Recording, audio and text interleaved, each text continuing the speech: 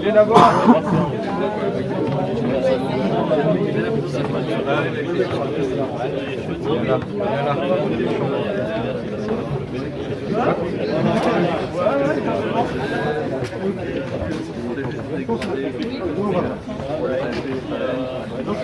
C'est 4 là. C'est des...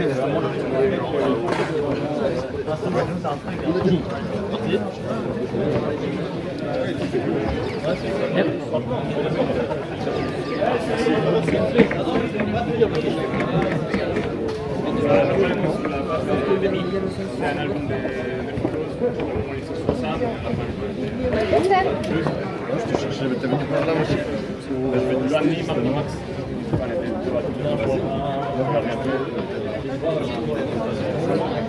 bah ouais, toi tu connais, c'est des...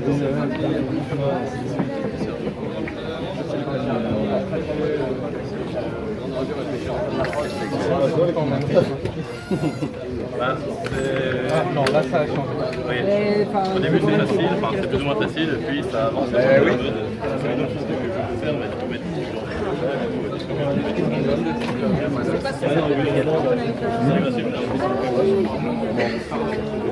C'est un des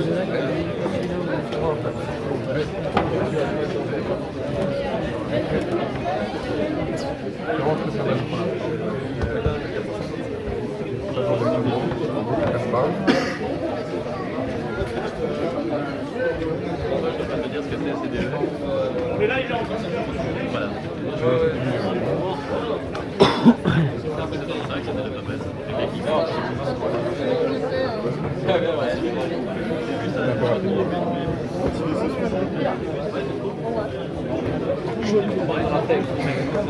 Je pensais que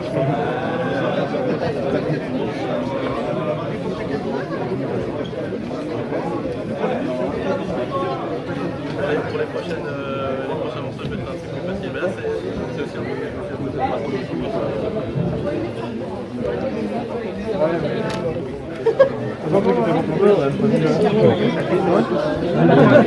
À la fin, il y a plusieurs portions.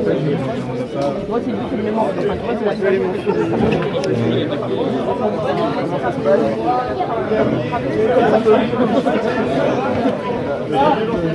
Moi, tu vas voir notre vidéo quand il descend un peu là. Et attention, à partir du moment où il t'a ramené un truc, tu peux l'envoyer rechercher des trucs. Ouais. Bon, après... On va aller chercher de la brique.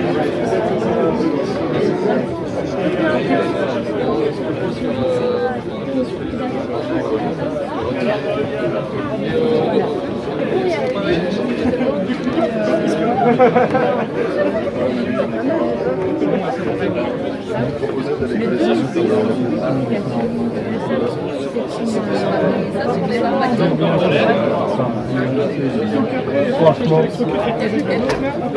trucs avec les chapeaux me le confier à la base.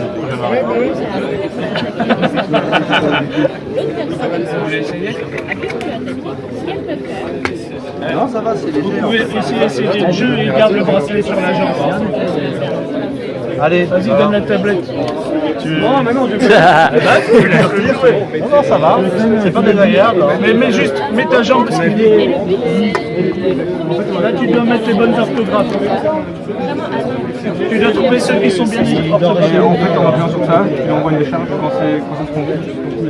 On peut passer au suivant. Donc là, c'est les personnages qui sont apparus à poil dans Game of Thrones. Le vert est exactement... Les mots sont correctement photographiés. Au début, c'était un bon... Désolé, je vais continuer d'essayer de le lancer. Là, tu peux décharger sur Le vert, c'est pas ça. Fais-le, comme ça c'est pas pour moi. C'est trompé. Je pense que ça, c'est bon. Marrant. Mais par contre, j'en déçu un peu avec les camarades.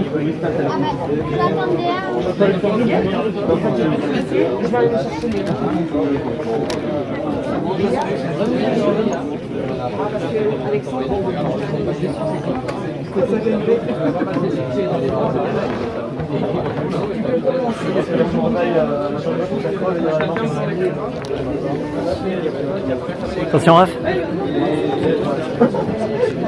Ça va pas, genre.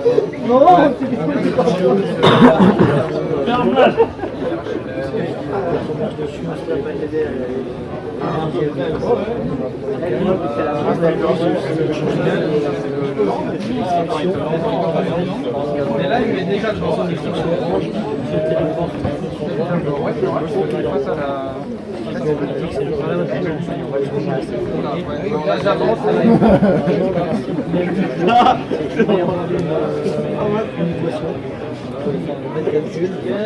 Qu'est-ce qui se passe, Raph?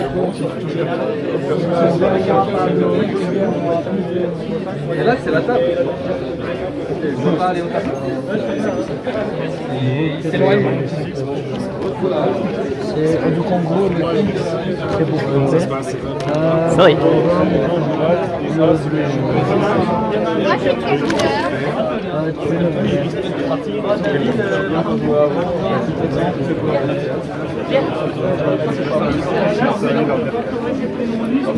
Non, je fais. Quand on va sur le point d'instruction, je ne mets pas la bonne raison. On passe. Mais je croyais qu'on pouvait faire 5 fois. Non, en fait, c'est vraiment la solution. Chaque fois, il y a toujours la solution.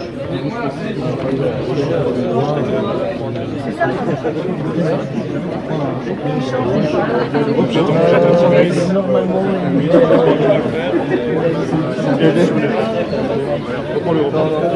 faut bien les suivre. Ouais, mais il était répondant parce que quand on prend dans la main, champignons sur avec le rouge. Alors c'était un bug parce que t'es pas censé du violet face avec quelque chose de coloré. Ah merde, déjà faut pas que j'attende. Ouais, non, là je crois que c'est rouge. Essaye. Non, sinon regarde la liste. La liste. Tu peux le jeter. Jeter, c'est 1 point d'euro. Je pense que c'est vert foncé. Il y a un problème avec le jeu. Le calibration là-haut. T'as le temps on va voir la liste. Je connais pas mes couleurs. C'est quoi? Rouge. Je pense que c'est rouge foncé et bleu foncé.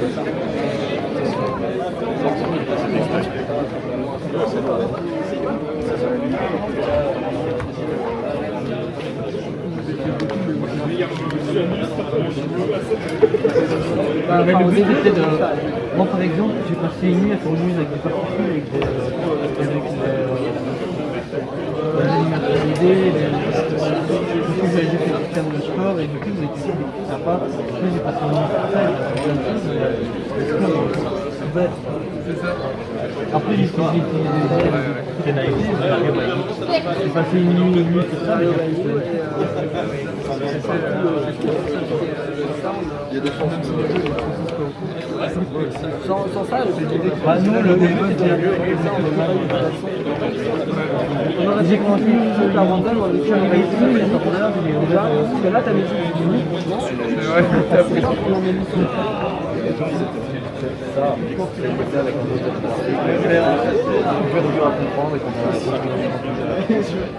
Toi, c'est plus un mélodique, genre pour peut-être avec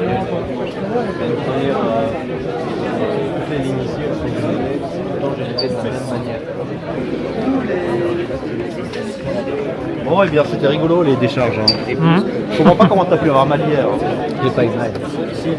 C'est perturbant parce qu'en plus nous sur la piste on a laissé les boissons, on a fait des tablettes. Ouais. J'étais là avec ça, il était. Ouais mais lui, je prends les décharges là. Ah non, c'est pas qu'il soit tu t'attends à les avoir, ou alors moi, à un moment, je suis en train de discuter, puis là, après, il commence à les envoyer par solution. Pardon? c'est limite, c'est pas Mais c'est plus le fait d'attendre la centième, tu vois. Sur l'erreur. C'est plus le fait que tu connais pas à quel point ça va faire mal au centième. Et du coup, à chaque fois, tu t'attends à la plus fort. Finalement, jamais, mais. Oh oui, si t'en as une. Hop. Là, c'est genre de casser ton briquet.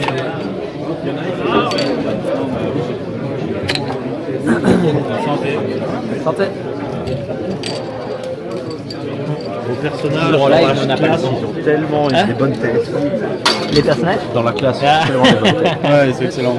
On s'est bien amusé à faire ce jeu-là. Et c'était la première fois qu'on a fait une game jam et le samedi soir, on n'était pas stressé parce que tout était fait et tu vois.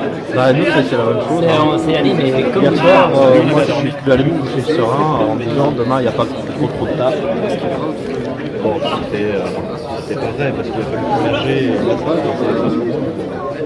alors on a quand même eu du boulot et ce matin on s'est rendu compte qu'il y avait plein de trucs à côté quand on a fait le merge des codes. Ah bah, moi j'étais le seul à vraiment bosser au code. On avait un level design opérateur. Mathieu ils ont tous été VFX. Tout ce qui était code, bah, j'ai fait ça. Je sais où c'était. Dans une équipe de 5.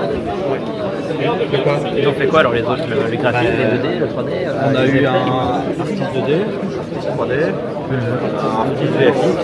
VFX c'est contrôle personnage, level design, intégration et moi, programmation. En fait, là, non, on a comme un artiste 3D, on a un UI. Bah, on a Gilles qui a fait la UI et tout ce qui était. On a fait des 3 builders pour réaliser. Les gens sont déjà occupés sur le jeu, sinon je savais Bah ouais, il y a pas mal de gens, mais c'est pratique aussi, tu joues à 4 joueurs en même temps. surtout dans un environnement comme ça où les gens testent. Ah, c'est ça, de toute façon. Alors je vais mettre ma caméra sur votre truc comme ça.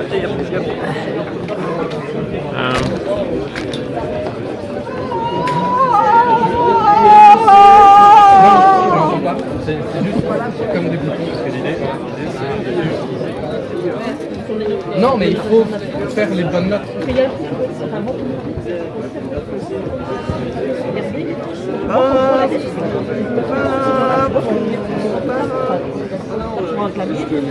Quand vous montez le F, il faut pas plus de tablette et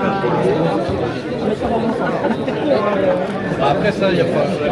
L'idée peut-être c'est...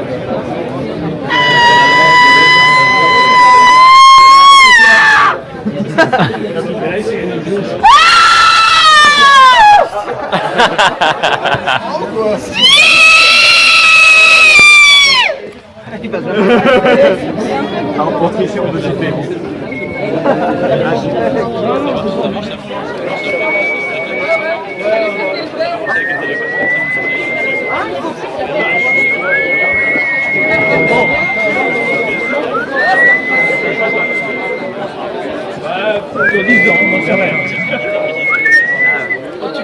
Je pense que, en fait, il faut vraiment faire de plus en plus haut. Donc, comme tu as fait tellement haut au début, je pense que maintenant c'est impossible.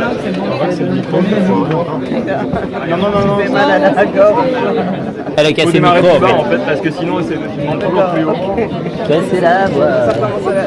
Ouais.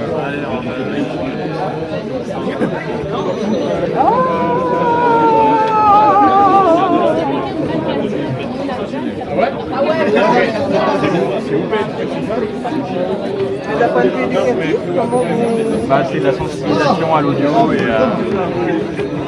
différents.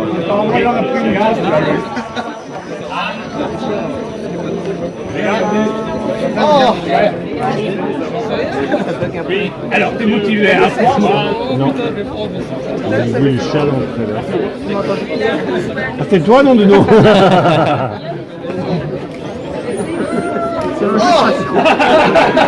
T'as vu, ça c'est un moment plaisir.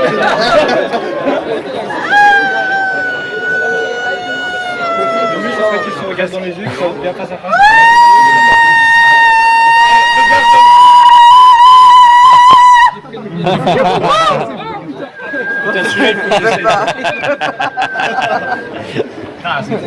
Il y a un autre niveau ou pas? Ah oui, oui. Ah oui.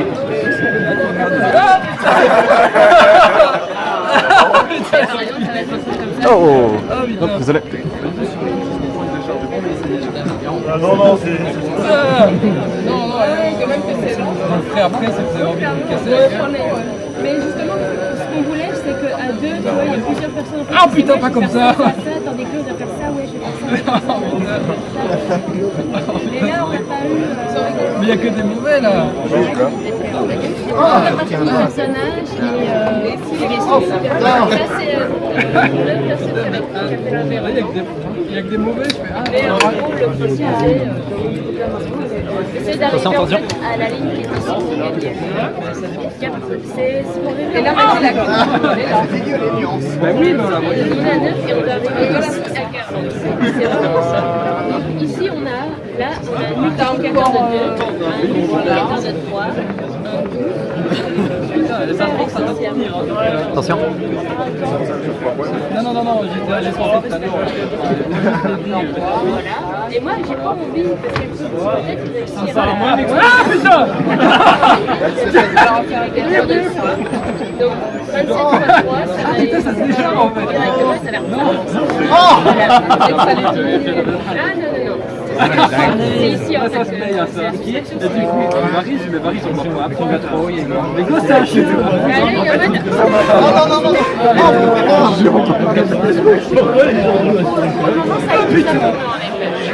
Mais c'est pour arriver en fait à estimer à imaginer que les personnes en fait sont touchées par la Salut. Ouais, ça va et pas. Combien de temps en retraite? Pardon? Avant de remettre. On a un petit peu de retard. qui ont des difficultés à communiquer avec les gens, mais qui ont Je suis retraite de live, mais il y a il n'y a pas le son, mais il y a l'image. C'est pas comment ça va si bien, et peut-être je salon. sais pas si c'est une manière de C'est qui demande en fait la mémoire de l'espace. Et donc ils utilisent en fait l'espace pour en fait calculer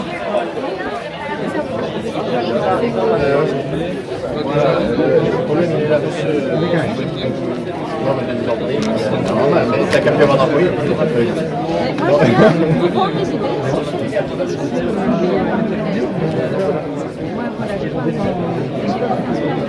Là, ici, tu vois pas passe derrière le niveau. Regarde un peu plus où tu envoies le lait. nice.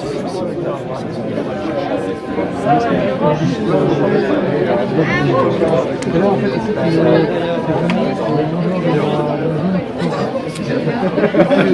Bon, nous, ça se voit pas, mais on a un jeu apparemment. Vous avez un jeu? Où ça?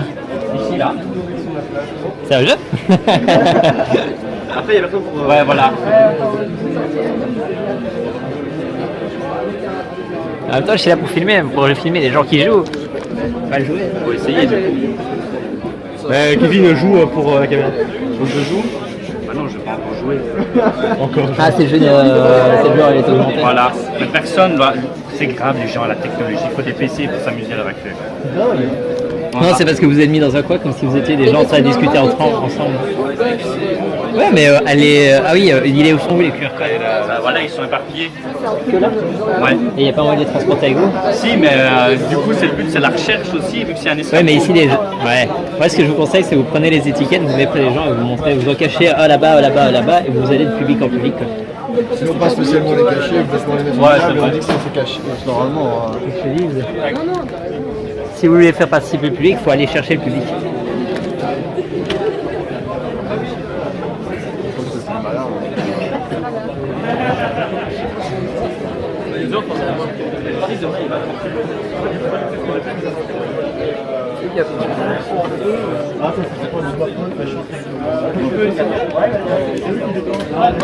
Ça pourrait venir de quoi? T'as pas mal de Personne. Tu arrives bien à mettre frontale. Ah, c'est plein de lignes. Ah, et tu crois que Tu parles de quoi? je crois qu'il fait en droit d'une autre. Ça se passe, c'est pour faire par exemple.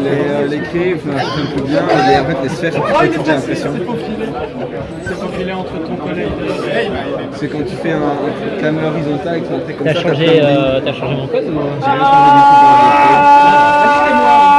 Je sais pas si c'est à l'expo ou quoi, si j'ai pas vérifié ce truc-là exactement si c'était à l'expo. Parce que ici, j'ai diminué l'intensité du trait pour pouvoir dessiner plus facilement. Mais laissez les balancer les traits dans la poubelle. Ça a failli revenir dans la face.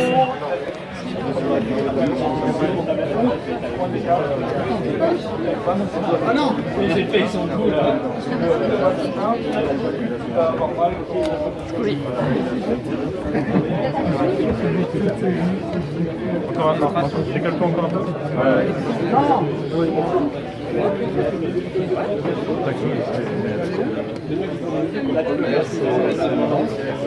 Là, soit tu essaies de trouver toi-même, soit là-bas si tu vas sur le liste.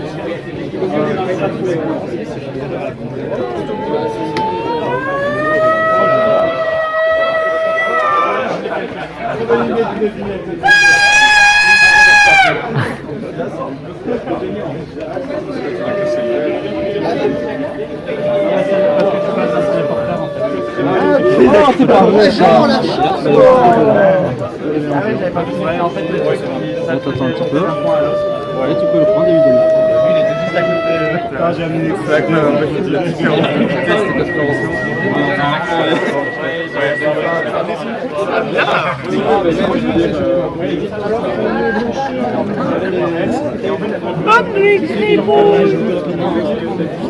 c'est génial ce film.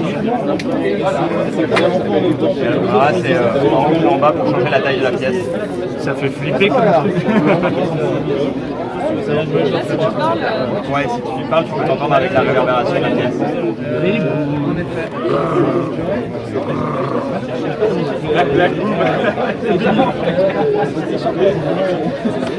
Ding dong. Il y a pas mal de bugs. Blablabla. Tu peux cliquer. Oh, trop bien ce jeu.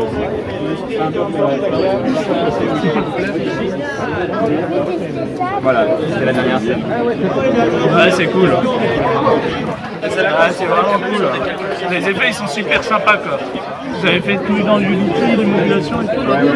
Ah, c'est vraiment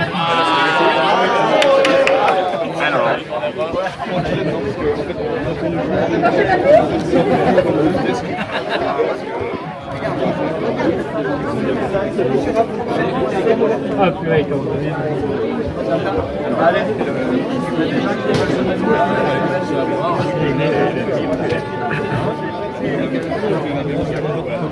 Il me faut encore un joueur.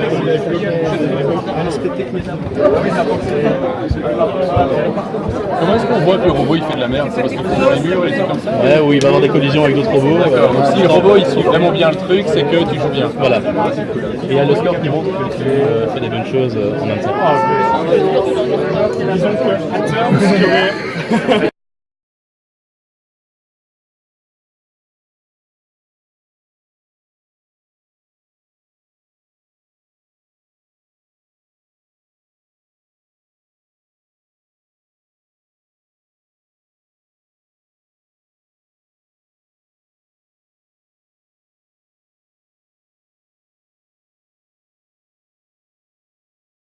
Il n'a pas l'excuse de. Et en plus, on fait ce qu'on veut quand même. Enfin, je sais pas. Dans le pire des cas, tu peux juste t'éclater, tu respectes pas le thème. Au moins, tu fais quelque chose. Quoi.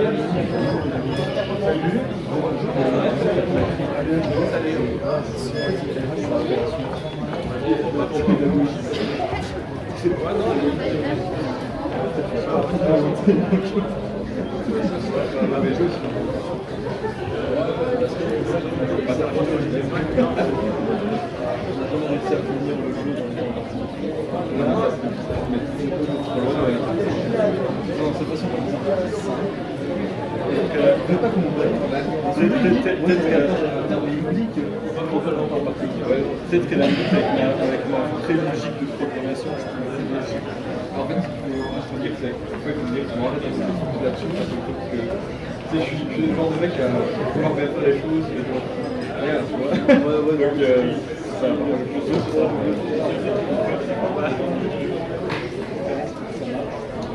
ça s'il y a des trucs à faire par exemple si on peut mettre un petit peu trop de ça de merde et comme ça elle va en faire ça se va c'est pas monter ça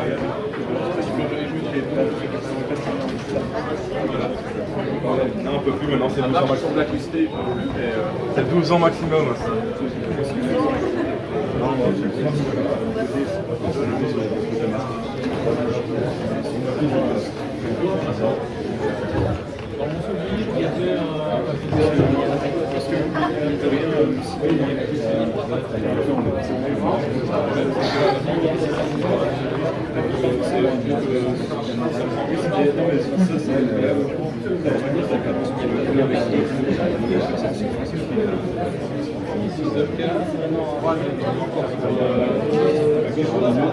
Comme c'est nouveau interactif, je vous invite à vous rapprocher. Comme ça, j'entendrai ce que vous dites, parce qu'à mon âge, ça commence à devenir compliqué.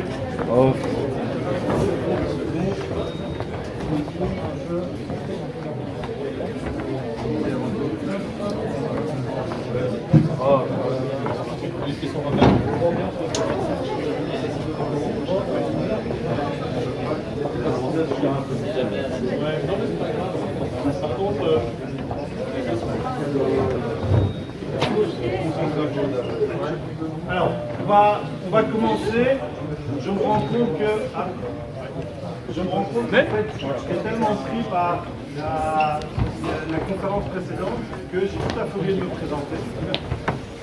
Donc je vais commencer par là. Vous avez dit que je termine par là, parce que l'idée, évidemment, vous l'aurez compris, Gaël l'a très bien expliqué, c'est que si on veut s'immerger dans un jeu, il est très important de poser un univers où on ne sort pas. Et donc toute dissonance que vous faites sortir. Donc si vous commencez, ce que je suis en train de faire maintenant, un jeu par bonjour, je suis un tel, blablabla, vous avez déjà posé un cadre qui est un peu tristonnet. Par contre, tantôt, vous avez tout de suite été pris, parce que vous avez dit, mais c'est qui ce type? Il s'est même pas présenté, il nous parle de zombies et il fait des blagues. Pour la moitié, il est tombé à l'eau.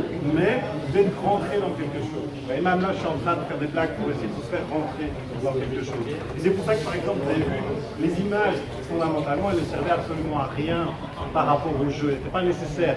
Mais elles renforçaient l'idée de poser un cadre narratif et un univers dans lequel je vous attrapais et je vous plongeais dedans.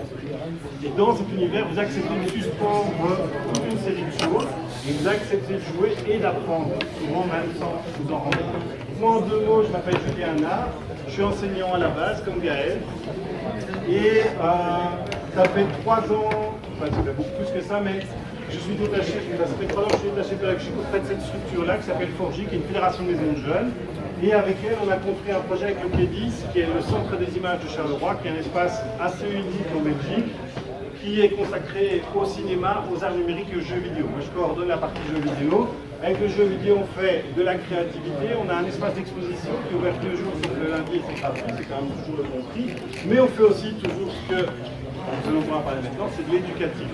Ça, c'est la chose la plus passionnante, c'est comment est-ce que le jeu vidéo et le jeu de société permettent d'apprendre. Ce sont des outils d'apprentissage extraordinaires. Tous les mammifères utilisent le jeu pour apprendre. Mais dans notre culture, c'est très dévalorisé. Si vous voulez suivre justement ce sur quoi je travaille, vous pouvez me suivre sur Facebook ou Twitter, pas de photos de chatons, juste des informations sérieuses et tristounes sur le jeu vidéo. Alors, vous êtes, cette fois il n'y a pas de barre de vie, vous êtes tous ici à la tête d'un nouveau journal qui vient d'être lancé en français et qui s'appelle... Ah non, c'est pas un nouveau, ça s'appelle La Planète. D'accord? Donc vous êtes à la tête d'un nouveau journal qui s'appelle La Planète. Alors, ce journal, vous avez décidé un modèle tout à fait étonnant, c'est que vous avez décidé un journal en papier. Donc il faut le remplir, il faut le différencier de la concurrence, et il faut le distribuer et trouver un modèle qui à la fois fasse vendre, à un moment il faut que vous en viviez, c'est une idée, puisque c'est votre métier, mais aussi, bien sûr, qu'il y ait un contenu spécifique et peut-être qu'il y ait même une éthique et une information. Mais ça, on va voir, on en saura plus dans 3 quarts d'heure. Alors, ce que vous allez faire exactement, c'est que on va revenir sur tout ce qui s'est passé en 2016. 2017, ce sera pour la prochaine Question Teacher. Et sur des événements. Et sur chaque événement, je vais vous proposer 4 angles d'attaque de l'événement. Donc, ici, par exemple, sur sans doute l'événement majeur de 2016, l'élection de Donald Trump. Et donc, vous voyez, vous avez 4 manières d'attaquer ça. Le plus souvent, j'ai censuré le nom des journaux, parce que si vous y connaissez un tout petit peu, on comprend tout de suite quel est leur angle d'attaque, les journaux étant souvent très marqués politiquement, même s'ils s'en défendent. Alors, pendant que vous jouez, c'est un jeu collectif de nouveau, vous jouez tous ensemble, même si cette fois il n'y a même plus de règles du tout, vous allez avoir des récompenses. Et ces récompenses vous permettent d'agir directement, sur le jeu. Alors, la première récompense possible, c'est des dollars Donald Trump, parce que bon, c'est quand même le président maintenant. Je mettrai des petits points ici, peut-être le mettre là-bas de l'autre côté. Ça vous permet d'acheter des réponses. Ça veut dire que si vous utilisez un dollar Donald Trump, vous pouvez donner une réponse, même si on ne vous a pas posé de question. Vous pouvez affirmer quelque chose dans le jeu. N'importe quoi, vous êtes libre de le faire. Vous pouvez aussi gagner ceci. Ça, c'est le pouce bleu. Ça vous permet de lever le pouce par rapport à une affirmation, par rapport à n'importe quoi. Voilà, c'est tout aussi inutile que le vrai Facebook. Troisième chose que vous pouvez gagner, on va peut-être finir par celui-là. Troisième chose que vous pouvez gagner, vous pouvez acheter des questions. Et donc vous décidez d'utiliser la question et vous la posez soit aux autres joueurs, soit à moi, soit à n'importe qui. De nouveau, vous êtes 100% libre. Et dernière chose que vous pouvez acheter, n'y voyez évidemment aucun partisanisme politique, vous pouvez acheter des changements de règles. Alors ça, c'est ce qui a le plus de valeur. C'est-à-dire que si vous avez ce billet-là, ou ce point-là, vous levez, vous l'utilisez et vous dites, on change une règle dans le jeu. N'importe qui. Ça veut dire que... Je vais mettre ça à côté de moi, sinon c'est pour mettre le billet. Moi, je vais ici. Je vous donne des points, parce que à prendre sans les points, franchement, c'est très triste. Je vous donne des points ici. Je vous préviens, je suis super radin, parce que moi, personnellement, je considère que les points n'ont aucun intérêt. Mais bon, voilà. Je vous donne des points et vous les utilisez. Et pour les utiliser, c'est simple. Vous levez, vous voyez pourquoi l'intérêt de venir quand même devant, vous levez et vous barrez les traits que j'aurais mis ici et vous les utilisez. Sauf évidemment les pouces bleus, ça vous pouvez utiliser autant que vous voulez. D'accord? On va regarder. Voilà, vous l'avez à l'infini. Bon, avec ça, vous n'avez pas gagné. Alors, premier événement de l'année. Retenez bien les 4 propositions que je vous fais. Premier événement de l'année, élection de Donald Trump. Faites un comité de rédaction. Comment allez-vous, quelle couverture allez-vous choisir? Comment allez-vous rendre compte de cet événement-là? La première proposition que je vous propose, Apocalypse Now, l'élection surprise de Donald Trump vue par la presse étrangère. Première proposition. Deuxième proposition, entretien exclusif. Vous allez au-devant de véritables révolutions. Donald Trump dit tout. Troisième proposition, le séisme Donald Trump. Une victoire nette et incontestable. Quatrième proposition, je ne sais pas ce que ça veut dire, j'espère que vous oui. Je vous laisse choisir. On va dire quoi? 2 minutes? C'est parti. Il faut encore... Non, c'est entre vous. Moi, je ne participe pas. Je vous la petite voix. Il faut qu'on choisisse la orientation. Non, c'est what the fuck. Non, mais c'est un jeu de mots. Faites pas attention. Est-ce que Trump se produira et prend le jeu de mots sur the fuck directement?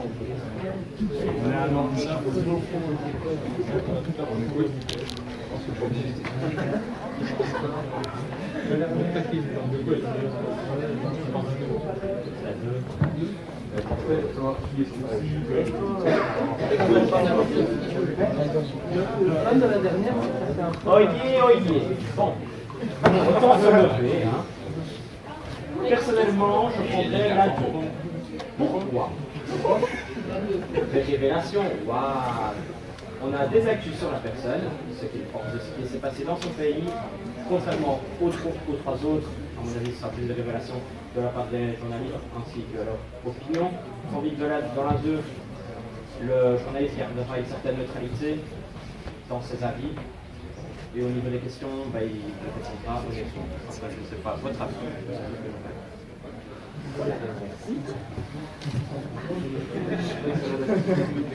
Pour le moment, il n'y a qu'une seule proposition, c'est la 2. Parce que, c'était quoi ton argument? On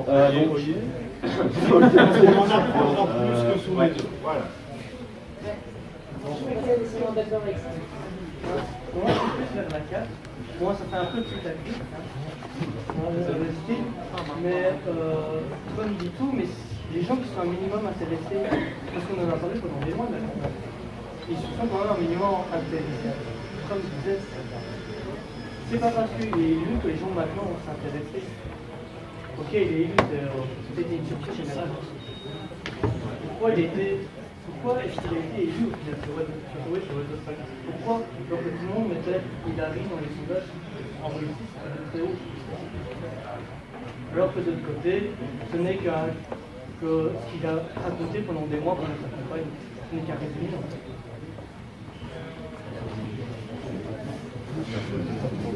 C'est pas grave, Tanguy. À notre avis, ou quelqu'un qui vient renforcer, trancher? Moi, j'ai envie de dire le séisme. Plutôt le séisme parce que c'est clairement ça, on ne sait pas encore comment prendre la chose, parce que ça vient d'arriver. C'est clairement l'espèce d'événement naturel qui vient tout chambouler et qu'on ne sait pas encore comment traiter. Et du coup, le séisme, ça me paraît le plus pertinent sur l'instant T. Pour moi, le quatrième résume plutôt bien la situation, la vie globale des gens qui ça arrivait. Et c'est clairement biaisé du côté qui va contre Trump, je pense. Mais bon, de notre côté, le truc c'est qu'il joue sur un jeu de mots, le peuple là, mais aussi est-ce que Trump va. C'est pas lui, c'est ça, ça peut être aussi un truc qui joue sur une note positive. Bon, la vie globale quand il avait été élu, c'était tout le monde a dit ouais, c'est bon. Pour moi, ça colle plutôt bien avec la situation.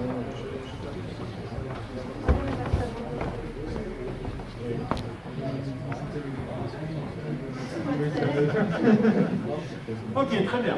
Vous avez 3 propositions. Trump dit tout, le séisme Trump et what the fuck. À vous de trancher, et vous remarquerez que cette fois-ci, je ne vous donne absolument pas de modèle pour trancher. À vous de décider entre vous. Comment est-ce qu'on tranche dans une rédaction? Je ne sais pas. Comment? Oui. Alors, vous tranchez entre ces 3 propositions-là. Laquelle choisissez-vous? Celle-ci? Non? Celle-ci? C'est dommage pour le canapé. Ou celle-ci? Ouais. Acclamation? Oui. Ok, très bien. Donc, vous sortez votre premier numéro, vous êtes tout de suite catalogué presse de caniveau, évidemment, puisque vous mettez un gros mot en couverture. En plus, en anglais, alors certes, ceux de votre âge saisissent, mais les personnes un peu plus âgées qui ne baignent pas dans une culture anglo-saxonne comme vous, elles ne l'achètent pas, et pas de bol. Vous savez quel est l'âge moyen des gens qui achètent la presse écrite? Ah oui, ben oui. C'est pas grave, c'est pas grave. Si vous survivez jusqu'à la fin du jeu. Ah mais non, vous serez vivant, mais vous serez peut-être viré.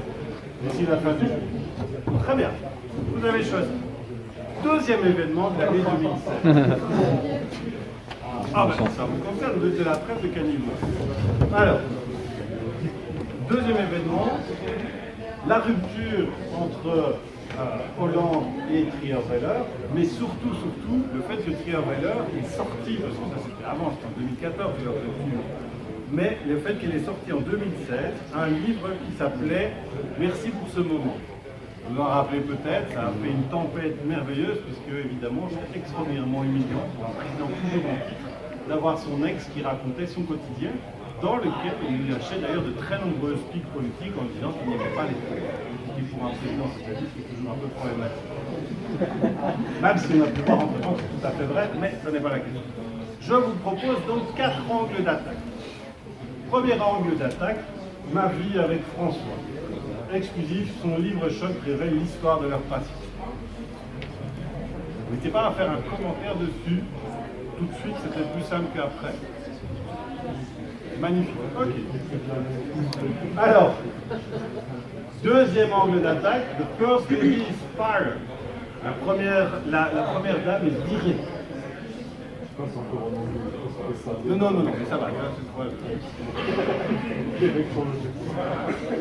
Alors, troisième angle d'attaque, Valérie Trierweiler poursuit sa vengeance. C'est Galas. Ah, donc de nouveau. Non, non, non, non, mais on va se concentration, concentrons-nous. On l'a dit tantôt les femmes esclaves, donc je n'y reviens pas. Concentrons-nous, concentrons-nous. Alors, quatrième, juste ceci. Et alors, la couverture est merveilleuse, mais si vous lisez le texte en dessous, il est encore mieux. Sur le sexe, les secrets et les mensonges du président. Ça, c'est pas vendeur. Alors, mais vas-y, tu peux, lève-toi et propose. Mais je disais le troisième avec la vengeance, enfin, le sexe, etc., ça peut être très dramatique pour une école, alors que vengeance, on peut s'imaginer plein de trucs.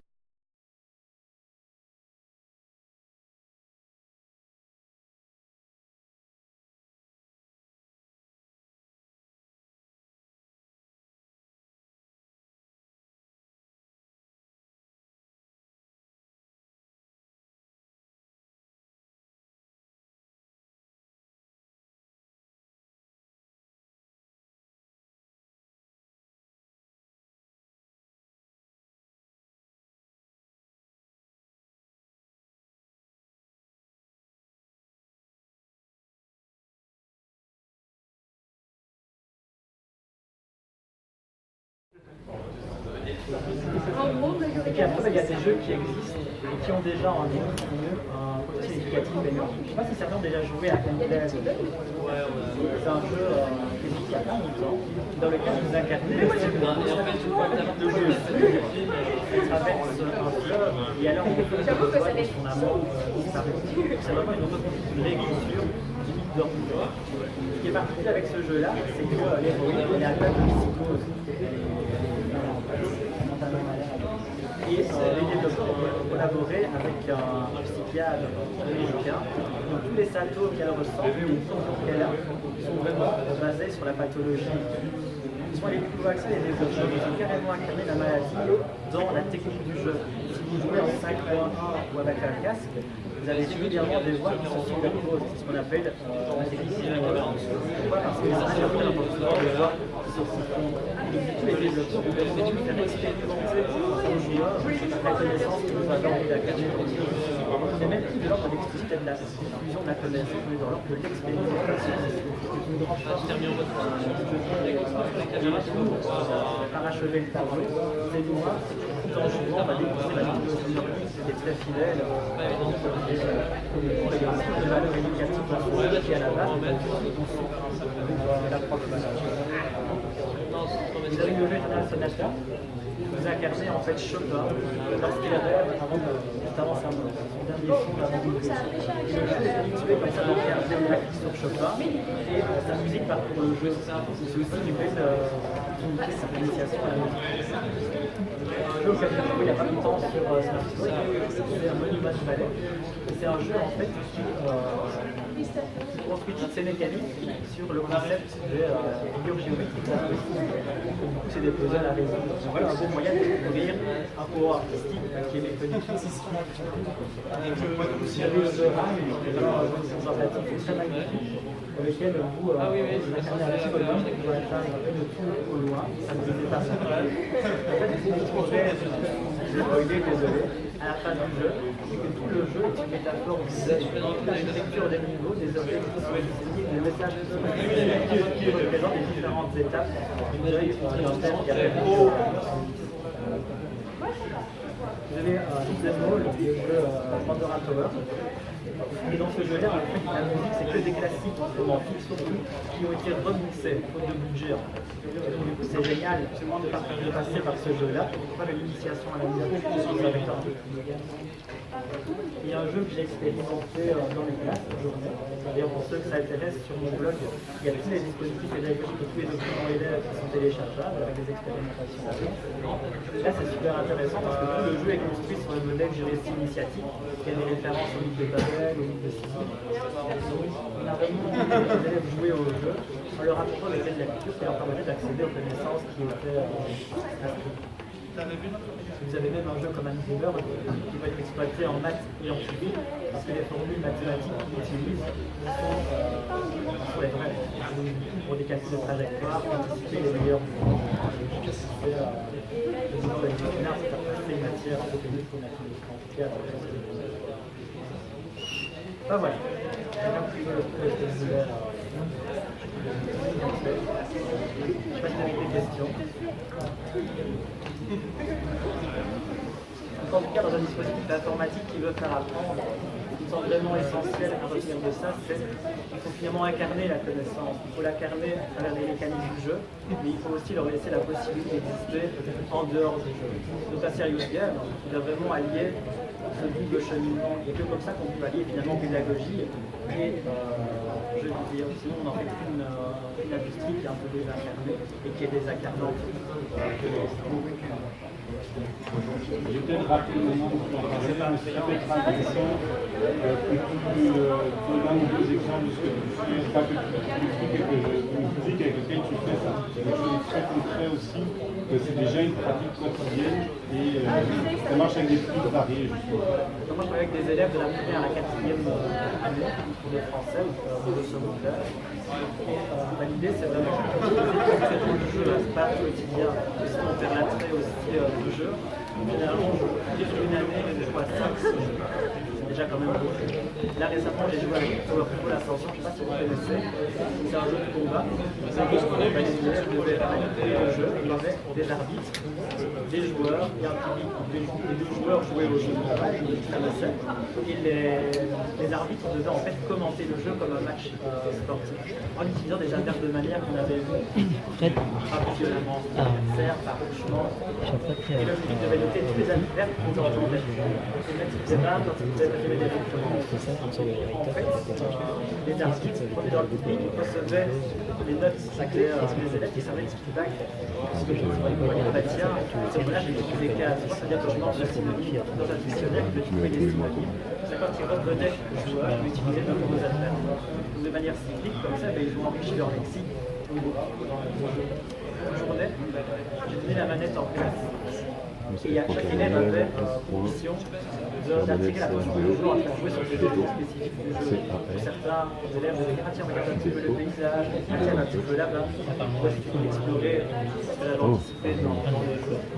Et puis quand il y avait une curiosité, des recherches documentaires à effectuer pour voir comment le jeu incarnait par exemple le niveau 6, comment il incarnait la mythe de l'œuvre. Donc il y avait vraiment aussi cette place pour moi en tant qu'enseignant qui leur apportait non pas du savoir brut, mais des clés de lecture qui leur permettaient de construire une connaissance en utilisant le jeu.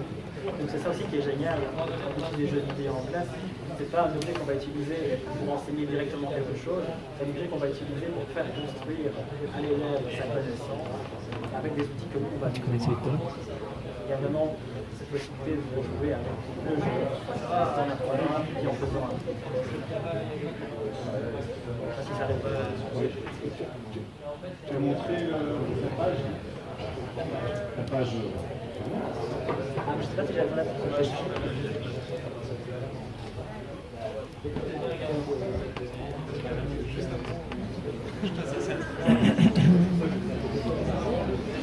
Moi j'ai un très mauvais karma. J'ai un karma où dès que je touche une machine, ça plante. En gros, le blog c'est Little Invader, parce que si vous mettez Gaël Dusson sur Google, je crois que c'est le premier lien.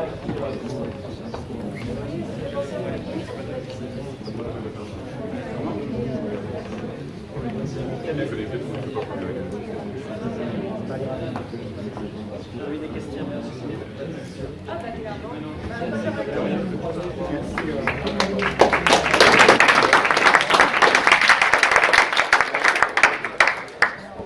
Je me permettrai juste une remarque, parce que vraiment, c'est une des raisons qui pour moi c'est une merveilleuse rencontre, Gaël, c'est ce qui fait que ce soir vient de terminer, et vraiment garder ça en tête aussi, je parle en particulier aux créateurs, c'est que c'est l'imagination à partir de jeux. Par exemple, ce que je ne savais pas pour Towerfall. Si vous voulez, je l'ai, on y jouera ce week-end à Towerfall. Vous allez voir comment est-ce qu'on peut faire de l'apprentissage à partir de ce jeu. Même moi, je découvre quelque chose, hein, c'est mon quotidien. Donc c'est vraiment ça, c'est ce qui a amené certains serious games à un échec et ce qui fait que la Kiss Your Teacher est dans une dynamique positive. Des gens comme Gaël font aujourd'hui en Belgique. C'est l'accompagnement pédagogique, l'imagination de l'accompagnement pédagogique, c'est le rôle central de l'accompagnant pédagogique, de l'animateur pédagogique, qui permet que n'importe quel jeu, surtout ceux qui n'ont pas été pensés pour l'apprentissage, finissent par devenir... Ça, je réutilise.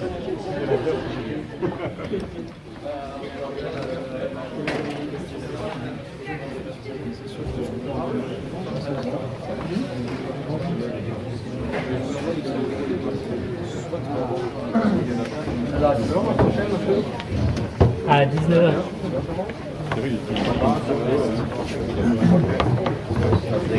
La prochaine c'est 19h, c'est le... Et le thème, c'est toujours cette voilà, quand on a un bloc-notes d'écrit,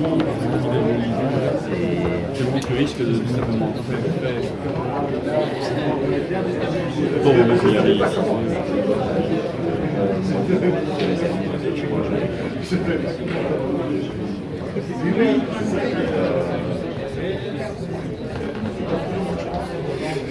Ouais, moi je parle plus dans ce truc-là, mais moi je suis pas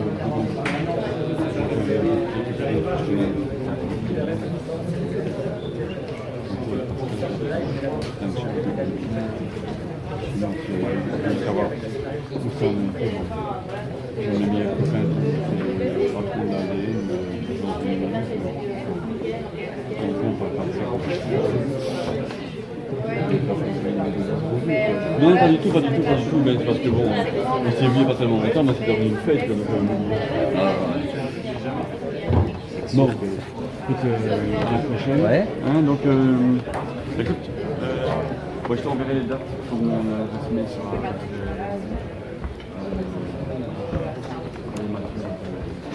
Normalement, ça va couper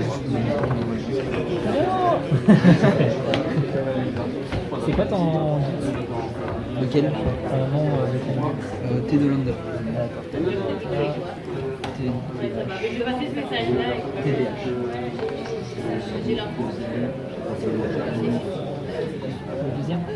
Bah, je t'invite à la guide que j'ai créé pour la question de t-shirt, comme ça on peut corriger des images et des trucs comme ça. Et du coup, je vais rediriger les trucs de rap. Comme ça, les gens qui veulent les affaires.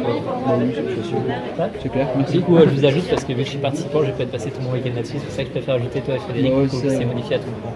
Impec.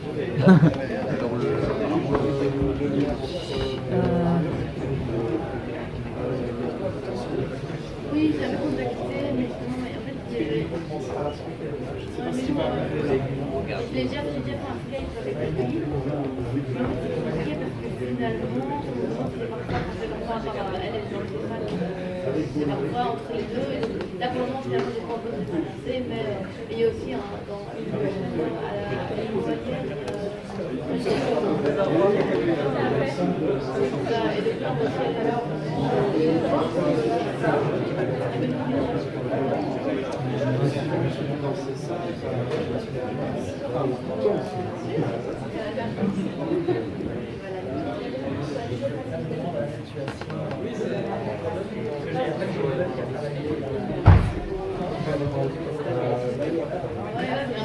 ici, on s'était dit,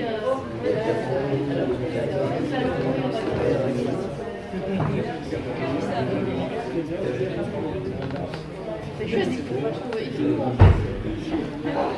passait juste.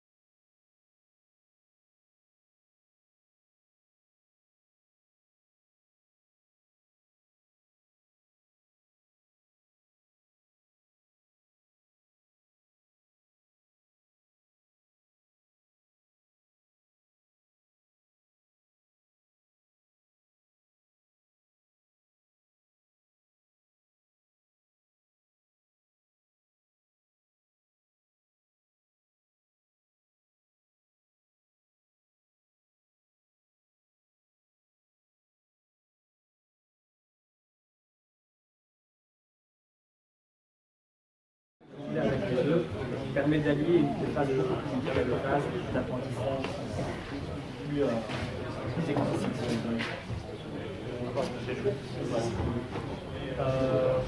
Ici, on va rentrer plus en détail dans la phase où le concepteur va prévoir ses mécaniques ou ses dynamiques, où le prof va commencer à concevoir son dispositif pédagogique. Et en fait, le boulot du concepteur, c'est de populariser le savant. Donc, la population du savant, c'est quoi? C'est j'ai un système de connaissances, j'ai un capital de savoir que j'ai envie de faire intégrer à mes élèves. Et en fait, le jeu, il va venir vulgariser tout ça, il va être une clé d'accès à ce savoir. Vous comprenez bien l'idée. Donc, en gros, le jeu vidéo va venir coder le savoir qu'on a envie d'enseigner. En fait, c'est pas suffisant. La plupart des jeux, enfin, les jeux de maths auxquels j'ai vu un enfant jouer, c'était sur la multiplication. Et vous aviez en fait des calculs qui défilaient à l'écran, enfin 4 travails de temps, il y avait des petits chiffres qui défilaient, et l'élève devait cliquer sur le bon chiffre. Finalement, le savoir est codé, mais est-ce qu'un enfant apprend à multiplier en faisant ça? Et un savoir qui est codé à l'intérieur du jeu, donc finalement, parvenir à extraire le savoir qui est codé. Donc c'est une chose de vulgariser les savoirs, c'en est une autre de parvenir à exporter les savoirs dans le jeu. Et ça, c'est tout le monde des profs, finalement, des pédagogues, des formateurs. Donc un bon service d'hier, c'est un jeu qui veut faire apprendre quelque chose. C'est un jeu qui, dans sa mise en scène des savoirs et la théorie du jeu, laisse quand même aux acteurs qui ont utilisé le jeu un espace de liberté pour pouvoir se l'approprier dans les dispositifs. Pour illustrer un petit peu ce charabia théorique, je ne sais pas si vous connaissez le jeu de Oregon Trail. C'est un jeu en fait qui a été initialement créé en 1971 par Don Rayich. C'était un prof d'histoire géo qui voulait enseigner à ses élèves l'histoire de l'Amérique. Vous voyez que les élèves n'étaient pas du tout emballés par l'idée. C'était vraiment des connaissances très explicites qu'il fallait assimiler. Donc du coup, le prof s'est dit pour rendre ça un peu plus dynamique, je vais créer un jeu vidéo. Et avec deux copains, il a créé The Oregon Trail, un jeu où on incarne un chariot de pionnier du 19e siècle. Même le chariot, avec les moyens du bord, ressemblait au chariot de ces pionniers-là. Et dans le jeu, en fait, vous devez gérer le voyage des pionniers à travers la route de l'Oregon, traversant les montagnes. En fait, les joueurs dans le jeu doivent gérer les mêmes ressources que les pionniers devaient gérer à l'époque. Ils pouvaient mourir des mêmes maladies, ils pouvaient jouer aux mêmes difficultés. Alors, vous avez pas de données textuelles qui correspondaient vraiment aux étapes géographiques, au kilométrage, aux provisions que les pionniers devaient récolter. Donc le prof, voilà, il a codé toute sa connaissance à l'intérieur de son jeu. Il a fait jouer ses élèves en classe, et puis il a construit tout un dispositif qui permettait aux élèves d'extraire les connaissances hors du jeu. Et c'est en ça qu'un jeu est pédagogique finalement. Un jeu n'est pas pédagogique parce qu'on y a codé du savoir, le jeu est pédagogique parce que le savoir qu'on y a codé, on peut le retirer. Ça justement, c'est toute l'alliance qui est possible entre le monde du jeu vidéo et le monde de la pédagogie. Malheureusement, c'est souvent compliqué. Alors le jeu a connu un grand succès. Et il fonctionne tellement bien qu'il a été réédité à de multiples reprises. Il y a une dernière mise à jour qui date de 2012, je pense, sur iPad et qui est très coloré, très cartoon. Voilà, c'est vraiment un jeu qui a traversé les décennies. Donc ça, c'est plutôt le modèle théorique sur lequel moi je travaille. Mais alors, du coup, si on incarne les théories de game design, en tant que concepteur de jeu ou en tant que concepteur de dispositifs pédagogiques, on travaille sur 3 phases. Une phase de conception, c'est là où on va décider des grandes lignes du jeu, des grandes lignes du dispositif pédagogique. Si on crée un film ou un reportage éducatif, les grandes étapes de mon reportage. Et voilà, c'est vraiment le projet. Et puis une fois qu'on a mis en place notre projet, on a décidé ce qu'on allait apprendre à travers ce dispositif, on va pouvoir commencer à élaborer. Si dans ma conceptualisation je réfléchis à qu'est-ce que j'ai envie de faire apprendre à mes élèves, la phase d'élaboration c'est comment est-ce que mes élèves vont apprendre à travers ce dispositif. Et ce qui est intéressant dans le modèle RELAX, c'est que ça marche par itération. On a le projet, on a l'idée, on a l'objectif pédagogique, et puis la phase d'élaboration va finalement on revenir les élèves vont faire ça dans le jeu, ça donne une nouvelle idée. Et petit à petit, on a le dispositif qui se crée. Et comme ça, on n'arrive pas avec un dispositif qui est tout fait, prêt à l'emploi, et que finalement tout le monde va déformer. C'est le problème aussi dans le l'éducation aujourd'hui, je le vois bien dans les pratiques.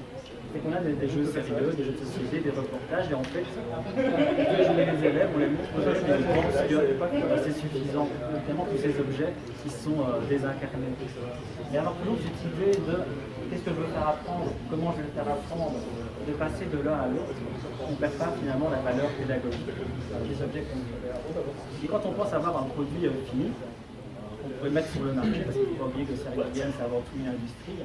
On va passer par une phase d'évaluation, on va tester notre jeu, on va vérifier la compatibilité de ce qu'on a envie de faire apprendre et comment le joueur apprend, et on va surtout réfléchir s'il y a une possibilité d'existence de ce jeu dans une classe, ou comment est-ce qu'un professeur pourrait se l'approprier. Donc il y a vraiment ici finalement ce point de vue entre des préoccupations qui sont plutôt pédagogiques et des préoccupations qui sont plutôt industrielles et liées à la création de jeux vidéo.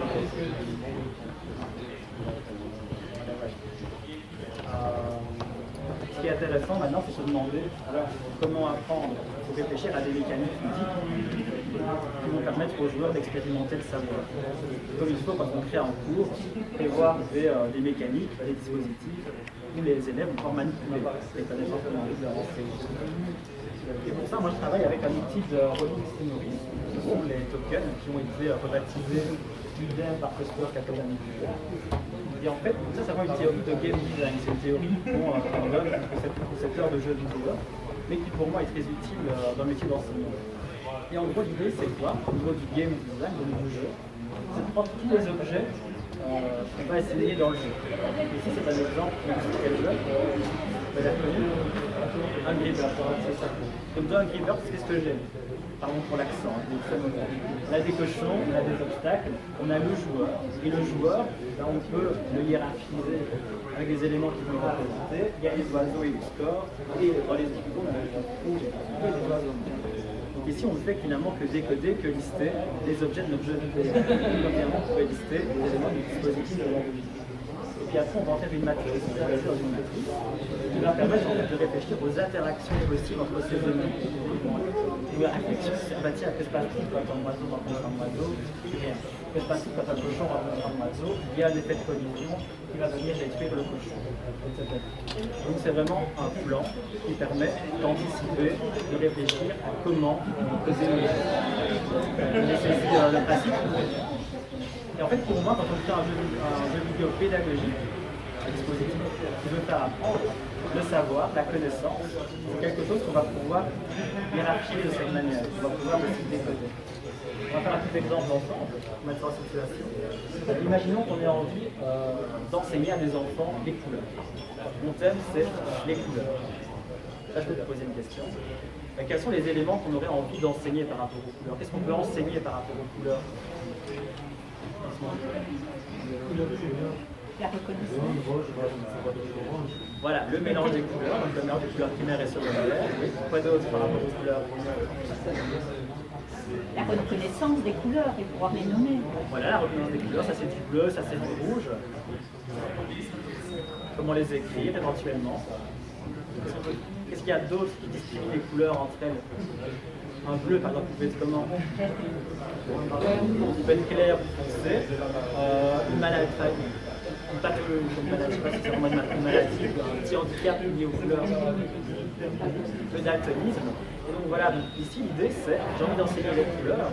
Regarde, cette étape qui est souvent zappée par les concepteurs de jeu, et parfois même par les pédagogues, et qui consiste à se dire, bah tiens, j'ai mon thème, je vais le découper en éléments constitutifs. Donc je prends les couleurs, vous l'avez très bien dit, il y a le chaud, le froid, c'est des il y a les couleurs primaires, les couleurs secondaires qu'on va aller et il y a le daltonisme.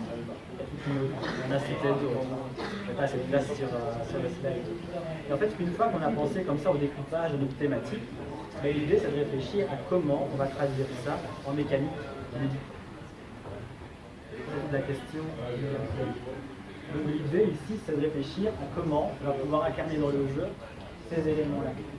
Donc une idée comme ça qui pourrait venir, c'est d'imaginer qu'on a une petite boule blanche, une boule de peinture blanche, qu'on va faire glisser à l'intérieur de tuyaux. Et le joueur, il peut simplement choisir les tuyaux par lesquels la boule blanche va passer, sachant qu'à la fin du tuyau, il y a un peu de couleur, un peu vert par exemple. Et dans les tuyaux, il y a des couleurs. Et en fait, le joueur va devoir réfléchir et va passer du blanc au bleu pour devenir bleu, du bleu au jaune pour devenir vert. Donc il va expérimenter comme ça les combinaisons possibles pour arriver au résultat. Ce serait la première phase de jeu possible. Et tiens, on a envie d'ajouter de la difficulté dans les petites boules bleues. Je veux travailler justement la notion de chaud et de froid. Dans mon tuyau, je vais mettre du givre. Dans l'autre, je vais mettre des flammes. Ma couleur bleue va pouvoir passer dans les couloirs de givre sans problème.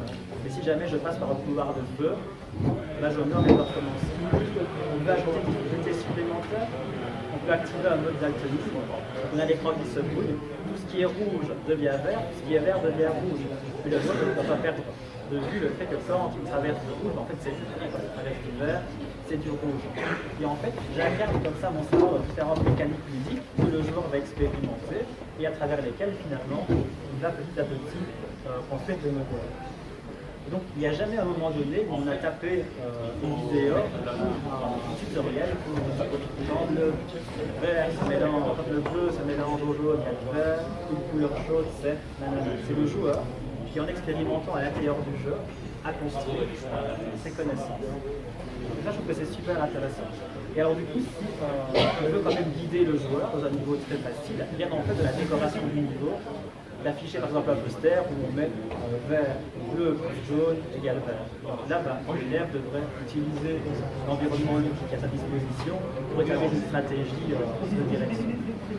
En fait, pour moi, les bons jeux éducatifs, les jeux qui ont un potentiel éducatif. Et en plus, ça laisse la possibilité à de venir verbaliser avec les enfants qui disent ah bah tiens, ce qui s'est passé dans ton tuyau, c'est mélangé. Tu vois, ça c'est des couleurs primaires, des couleurs secondaires. Ça laisse la possibilité aux jeux d'exister dans un environnement pédagogique. Maintenant, la question que je pourrais se poser, c'est bien beau tout ça, mais comment est-ce que le joueur va transformer ces mécaniques vidéoludiques en modèle dans sa tête? Comment est-ce qu'il va faire de l'information que j'ai codée dans le jeu une connaissance qu'il va exporter finalement hors du jeu et qui va l'habiter tout au long de sa vie? Et pour ça, on peut réfléchir avec le gameplay de clip. Je ne sais pas si les étudiants d'informatique ont déjà entendu parler. C'est une théorie qui est très répandue dans les questions liées au game design. C'est un modèle pédagogique qui dit en gros que le joueur va accomplir une action, appuyer sur le bouton A par exemple, et que l'action qu'il a enclenchée va activer dans le jeu un phénomène. Devant un coffre, j'appuie sur le bouton A, c'est mon action. Règle, le jeu détecte qu'il doit ouvrir le coffre. La règle envoie un feedback au joueur. Moi, joueur, je vois le coffre qui s'ouvre. Du coup, j'ai construit un modèle dans ma tête. Je sais qu'appuyer sur le bouton A devant un coffre me permet de m'ouvrir. Vous avez compris? Si je prends le jeu Mario, je peux l'appliquer. Donc action, j'appuie sur A, règle, le système détecte que j'ai appuyé sur A et fait faire à Mario un arc de scène.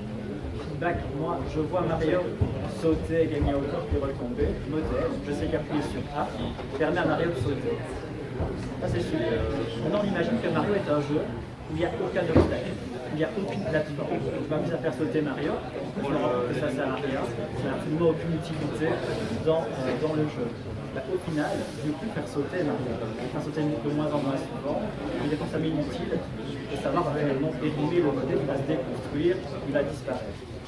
Donc il faut penser à réactiver ces savoirs-là. Et donc du coup, qu'est-ce qu'on va faire? C'est à cette boucle d'apprentissage, on va subordonner une nouvelle boucle d'apprentissage. Tiens, maintenant je sais qu'appuyer sur A permet à Mario de sauter, je vais faire pareil, mais devant une plateforme. Du coup, en appuyant sur une plateforme, je vois Mario qui saute et qui gagne en hauteur. Dans ma tête, je sais, j'ai appris qu'appuyer sur une plateforme permet à mon petit bonhomme de gagner en hauteur. Ça, c'est vraiment des théories liées au game design. Et le feedback, il est super important parce que c'est là que le joueur se rend compte qu'il y a quelque chose qui se passe en fonction de son action. Je sais qu'appuyer sur A, je vois Mario sauter. Si je reprends l'exemple du jeu des couleurs, quand mon bleu se mélange au jaune pour devenir vert, on peut imaginer plein de petites étincelles qui montrent que ça fonctionne. du coup, comment appliquer ça au savoir? C'est exactement pareil. On va apprendre, on va enseigner un savoir aux élèves, on va essayer de subordonner à cette connaissance une autre connaissance, un peu comme vous avez fait avec vous pour les couleurs. C'est bien, on a appris le clair et l'obscur, bon, on va apprendre maintenant le chaud et le froid, mais dans ce niveau, il va falloir utiliser les deux paramètres pour circuler dans les tuyaux. Donc il n'y a jamais un savoir qui est mis de côté, ça fonctionne vraiment par boucle qui s'amplifie. Et si jamais on ne fait pas comme ça, tout ce que le joueur a appris, à un moment donné, il peut l'utiliser. Quand on vient avec les élèves, on a beau enseigner des choses, un mois après, c'est largement oublié puisque c'est tout mobilisé. Il faut toujours penser à des dispositifs où on les réactiver régulièrement.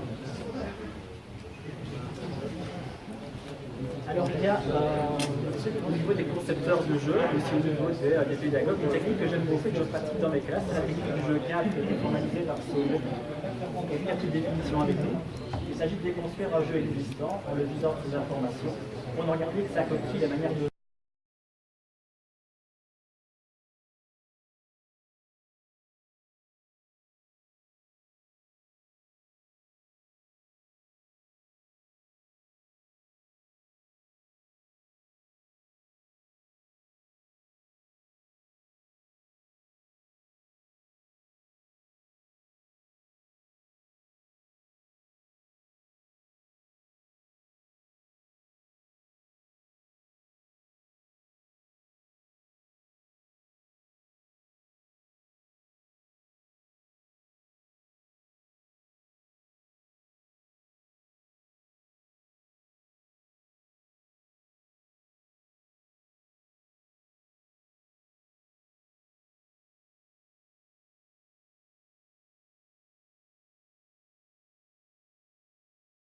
dans le mémoire culturelle. Comment est-ce que le jeu vidéo va puiser des savoirs du monde, comment il les restructure et surtout comment le joueur va les traiter. Et alors en fait l'atelier que je vous propose ici, il se situe en amont de ce que Julien vient de faire, parce que Julien vous a fait vivre finalement un dispositif identifié. Et ici on va réfléchir à des outils plutôt méthodologiques pour parvenir à ce résultat-là. Et donc l'idée, c'est de voir aussi comment on peut intégrer dans le dispositif vidéoludique, dans ses règles, dans ses mécaniques, dans sa forme, les savoirs qu'on a envie d'enseigner aux élèves. Vous allez voir en fait que les outils que je vous propose dans les slides ici pourraient s'appliquer à n'importe quel média. On pourrait faire pareil finalement avec un roman, un BD, un manga, une série. Et en tant que prof, c'est très aspirant parce que finalement, moi, mes cours, je les conçois en utilisant les théories du game design et en utilisant les théories de la pédagogie.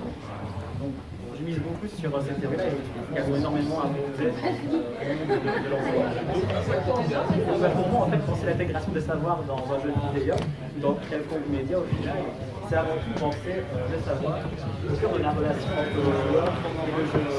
Le savoir, c'est pas un objet procédural qu'on va déposer dans un jeu et qu'on va aller collecter comme un champignon dans Mario. Le savoir, c'est vraiment un produit que le joueur va construire au cœur même de sa pratique, au fur et à mesure de son expérience. Et finalement, il y a quand même pas mal de séries vidéo qui circulent sur la scène et qui ne pensent en aucun cas à faire interagir les joueurs avec le savoir. Le savoir est juste déversé de manière textuelle et finalement, il n'y a rien d'utile là-dedans. Donc l'idée, c'est vraiment de penser le savoir comme un élément, comme un objet que le joueur va construire au cœur même de son expérience de jeu. Et en fait, cette question, donc la question du savoir au cœur de la relation joueur-joueur, elle est au cœur de deux tensions que Damien Djaouti a formulées dans sa thèse. Il dit qu'en fait, quand on crée un jeu pédagogique, un jeu vidéo, ça peut être un jeu de société, quand on crée un film de cinéma qui a envie d'enseigner quelque chose, ou même quand on crée un cours, il y a deux approches. Soit une approche plutôt extrinsèque qui va alterner des phases de jeu et des phases plus sérieuses. Le schéma classique, c'est on va faire jouer un petit peu l'élève au niveau de plateforme, et s'il réussit le niveau, pour le récompenser, il accède à un reportage ou à un texte qui lui vomit finalement la connaissance. Le problème avec ce type d'approche, c'est qu'on a les gamins qui se concentrent uniquement sur le ludique et c'est peut-être tout ce qui touche à la connaissance et au savoir. Ça, c'est la plupart, cette approche-là, elle est utilisée par la plupart des séries qui sont sur le marché. C'est pour ça que le stratégie en utilisant les choses en place, sérieux, c'est pas parce qu'un enfant joue à un jeu qu'il apprend quelque chose. Puis la deuxième approche, c'est l'approche que tu vas tracer, qui va vraiment venir fondre les savoirs à l'intérieur même, je veux dire, à l'intérieur de cette mécanique. Moi, je suis plus évidemment partisan de cette approche-là. Mais force est de constater qu'aujourd'hui, il y a des jeux qui parviennent à concilier ces deux approches. Un exemple que j'aime bien citer, c'est Neverwalk. Je ne sais pas si certains connaissent ce jeu. C'est un jeu indépendant qui est sorti en 2011, dans lequel on incarnait Esquimau, ils sont Renard Fox. Et en fait, leur but, c'est de résoudre des puzzles. Donc, c'est un puzzle game. Ce qui est intéressant, c'est que pour concevoir ce jeu, les développeurs se sont rendus en Alaska sur place et ils ont collecté des témoignages de natifs, ils ont pris des photos, ils ont pris la langue, ils ont récolté toute une base d'informations et de documentation sur place. Et ils ont utilisé toute cette base de documentation pour créer leur jeu. Ce qui fait que tant dans l'architecture des niveaux que dans les contes populaires qu'on entend en discutant avec les personnages, que dans la narration qui se fait totalement dans la langue des initiates, on a le savoir en fait qui est mis en scène dans le jeu à travers les mécaniques qui proposent. Et à côté de ça, il y a des petits bonus qui sont cachés dans le jeu. Quand vous les récoltez, vous avez accès dans le livre à la documentation sur les initiates. Donc on peut vraiment alterner entre des phases d'apprentissage qui sont incarnées dans les mécaniques même du jeu, à des phases où on peut simplement lire, regarder des reportages et des photos via le menu option. Donc il y a vraiment ce switch possible pour le joueur entre apprendre en jouant et apprendre, puis jouer, puis apprendre, puis jouer. Donc c'est ça qui est intéressant dans les jeux vidéo actuels, et surtout dans la scène indépendante, c'est qu'il y a pas mal de jeux qui concilient les deux approches et qui présentent à ce titre-là un potentiel pédagogique. Moi, c'est avec ce type de jeu que j'aime bien travailler.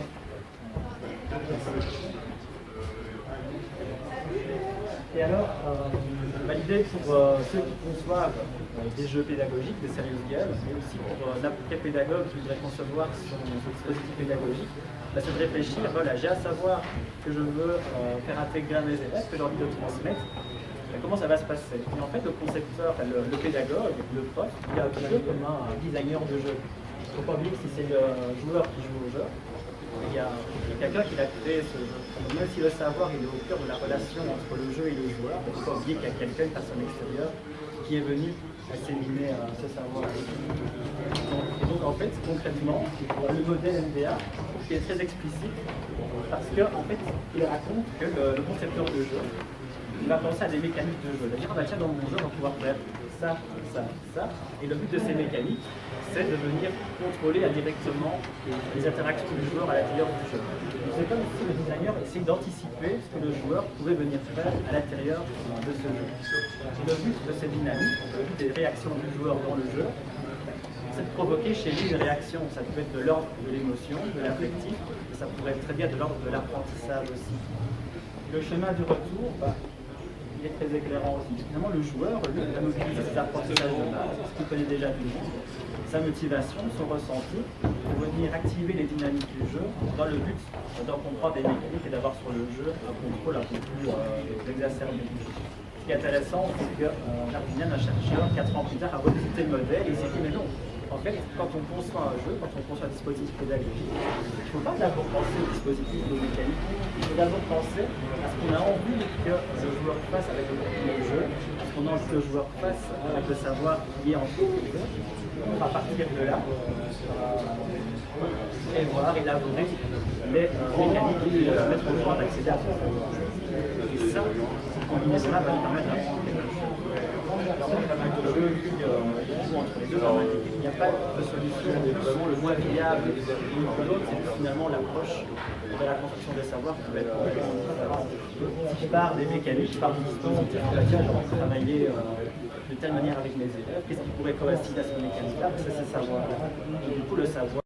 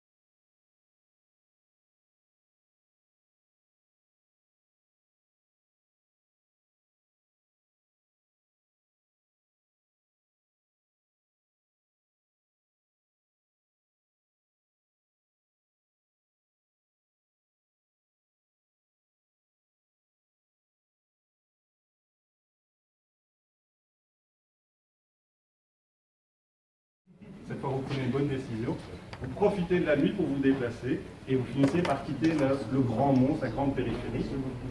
Et après peut-être 2, 3, 4, 5 jours, vous ne savez pas parce que vous aviez tous des iPhones et ils sont déchargés en 2 heures. Et donc vous finissez par vous retrouver dans une maison, une villa, une maison 4 façades, dans laquelle c'est le premier bâtiment que vous trouvez qui ne soit pas ravagé et dans lequel il y a à boire, il y a à manger et il y a même dans le sous-sol des armes à feu.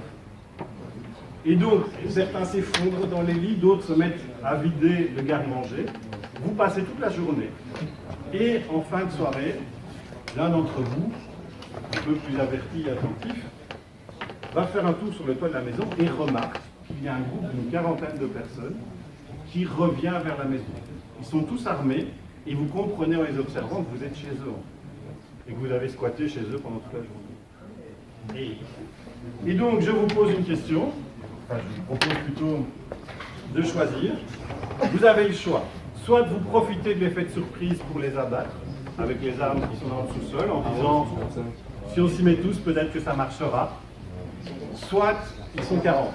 Soit, au contraire, vous avancez vers eux, avec un drapeau blanc, de drap que vous n'avez pas sali, et vous essayez de parlementer avec eux pour s'arranger. Vous avez 3 minutes. On ne peut pas fuir avec tout? Moi, je vous propose 2 solutions.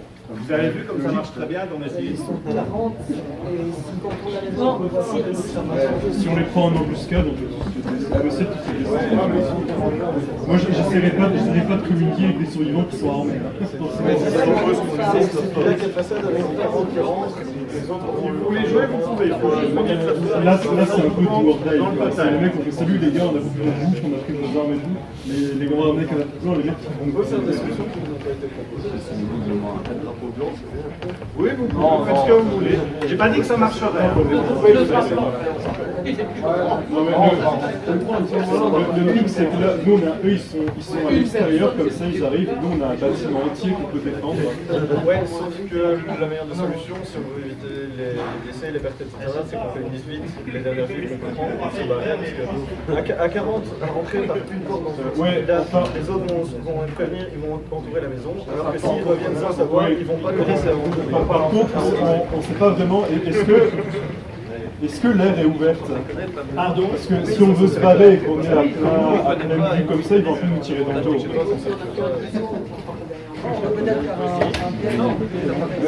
Je sais pas qu'est-ce qu'il y a aux alentours. Est-ce qu'ils sont loin, nos camarades qui s'adressent au vent et qui crient au vent? Est-ce que je vais m'en sortir si je me mets à courir? Mais le vent lui répond pas. Ah, faut pas essayer. C'est ce qu'il entend finalement. Non, mais ce que je demande, c'est s'il y a des bâtiments aux alentours. Parce que si c'est une plaine aux alentours, on n'a aucune chance. Ils vont nous abattre. Une grande villa, dans un village, je crois, il y a pas de Je dirais que la meilleure solution, c'est souvent les prendre en muscat pour se battre. Madame a une proposition qui n'est pas bête, c'est d'en envoyer un avec le drapeau et ça va pas les faire.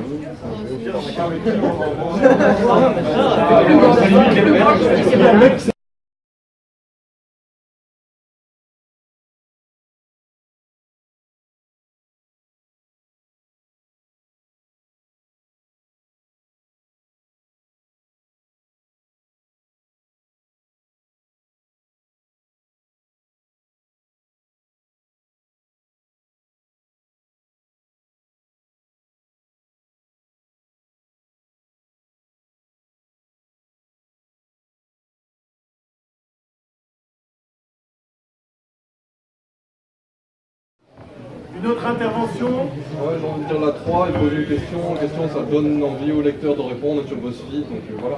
Ah ouais. Interpellé. C'est la même chose que le doigt, mais par les mots. Oui.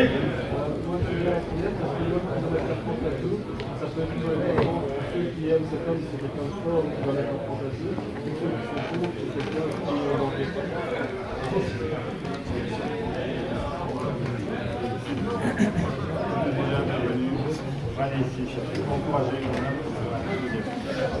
Une autre, oui.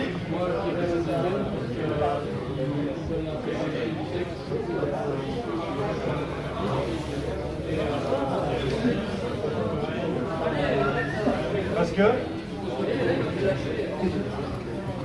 un journaliste à l'ancienne. Mais fait. Moi j'aime bien ça parce qu'on ne prend pas pour un con et la décision n'est pas prise. Je peux juste répéter un peu plus fort. Il va falloir un peu hausser le ton parce que nos camarades du fond font du bruit là-bas. S'il vous plaît, faites moins de bruit, ça travaille ici. Donc je disais que la deuxième, là, me donne l'impression que la décision n'est pas encore prise à ma place. Me donne l'impression. Très bien. Je vous rappelle que si vous voulez utiliser toutes les barres que vous avez là, il suffit de vous lever pour les utiliser. Ouais, je vais être super généreux. Vous me le dites, je les barre. Quelqu'un veut utiliser une question? Pour n'importe qui. Hein.